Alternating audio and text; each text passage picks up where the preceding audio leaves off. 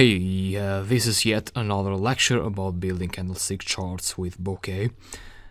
And at this point we have this candlestick chart, and in this lecture what I'll do is I'll change the colors of these boxes, and we have green and red there. I'll show you how to pass color codes, so CSS color codes there, so you can have a wide range of choices for the colors.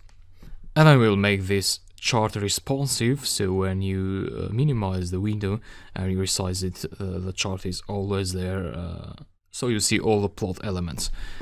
And then we'll try some more data. So here we have 10 days, and we'll try with some more months, so we get a better overview of the plot. So to get color codes for this fill color parameter, you can make a simple search, CSS colors there, and if you open W3 Schools website and you scroll down, so let's find something for green, something lighter there. This one looks good, so you paste that here.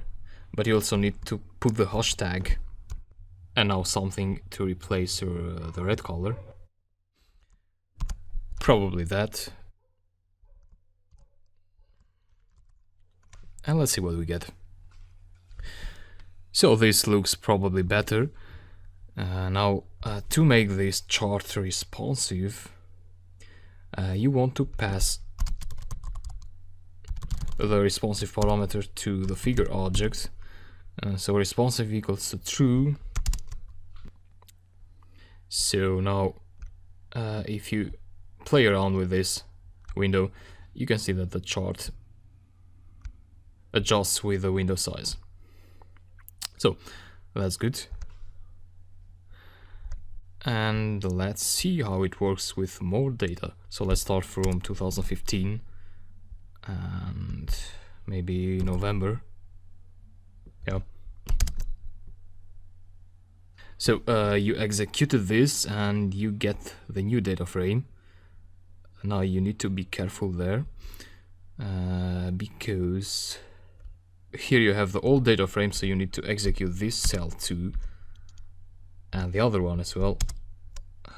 So the updated data frame with the 3 columns added there.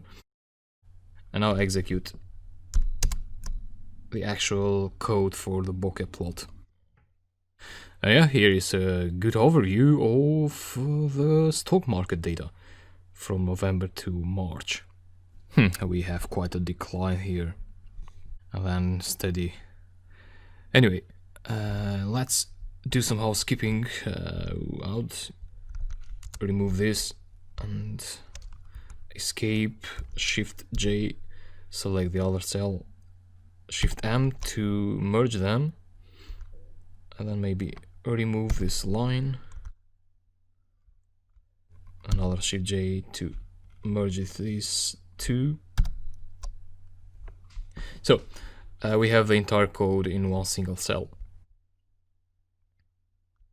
Now you can just change these start and end times here and execute the entire code in one press of a button. Just like that. And so we've got the candlestick chart, and that's what I wanted to teach you in this lecture. And now throughout the next lectures, what we'll be doing is we will embed this chart into a Flask application. So inside a web page which is run with Flask. So that will be quite interesting. And I'll see you in the next lecture.